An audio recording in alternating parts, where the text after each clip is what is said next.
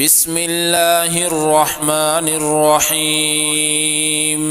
الرحمن علم القرآن، خلق الإنسان علمه البيان. الشمس والقمر بحسبان، والنجم والشجر يسجدان.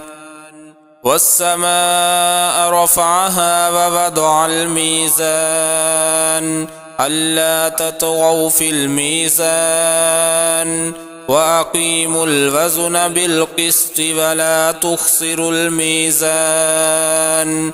والأرض وضعها للأنام، فيها فاكهة والنخل ذات الأكمام، والحب ذو العصف والريحان.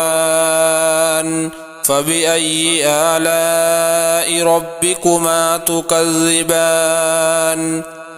خلق الإنسان من صلصال كالفخار، وخلق الجان من مارج من نار. فبأي آلاء ربكما تكذبان؟ رب المشرقين ورب المغربين، فبأي آلاء ربكما تكذبان؟ مرج البحرين يلتقيان، بينهما برزخ لا يبغيان. فبأي آلاء ربكما تكذبان؟ يخرج منهما اللؤلؤ والمرجان. فبأي آلاء ربكما تكذبان؟ وله الجوار المنشآت في البحر كالأعلام. فبأي آلاء ربكما تكذبان؟ كل من عليها فان، ويبقى وجه ربك ذو الجلال والإكرام. فبأي آلاء ربكما تكذبان؟ يسأله من في السماوات والأرض، كل يوم هو في شأن. فبأي آلاء ربكما تكذبان؟ سنفرغ لكم أيها الثقلان. فبأي آلاء ربكما تكذبان؟ يا معشر الجن والإنس إن استطعتم أن تنفذوا من أقطار السماوات والأرض فانفذوا، لا تنفذون إلا بسلطان. فبأي آلاء ربكما تكذبان؟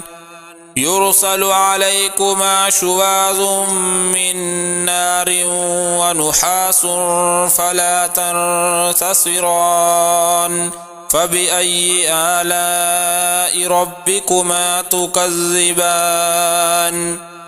فإذا انشقت السماء فكانت وردة كالدهان.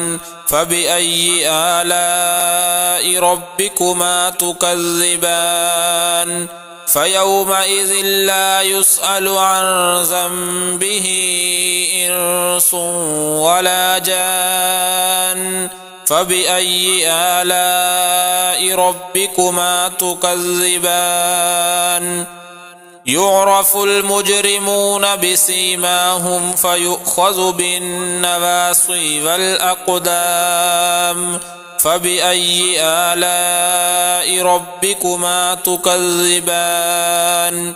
هذه جهنم التي يكذب بها المجرمون، يطوفون بينها وبين حميم آن.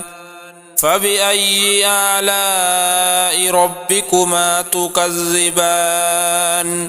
ولمن خاف مقام ربه جنتان، فبأي آلاء ربكما تكذبان ذواتا أفنان فبأي آلاء ربكما تكذبان فيهما عينان تجريان فبأي آلاء ربكما تكذبان فيهما من كل فاكهة زوجان فبأي آلاء ربكما تكذبان متكئين على فرش بطائنها من استبرق وجنى الجنتين دان فبأي آلاء ربكما تكذبان فيهن قاصرات الطرف لم يطمثهن إنس قبلهم ولا جان فبأي آلاء ربكما تكذبان كأنهن الياقوت والمرجان فبأي آلاء ربكما تكذبان هل جزاء الإحسان إلا الإحسان فبأي آلاء ربكما تكذبان ومن دونهما جنتان فبأي آلاء ربكما تكذبان مدهامتان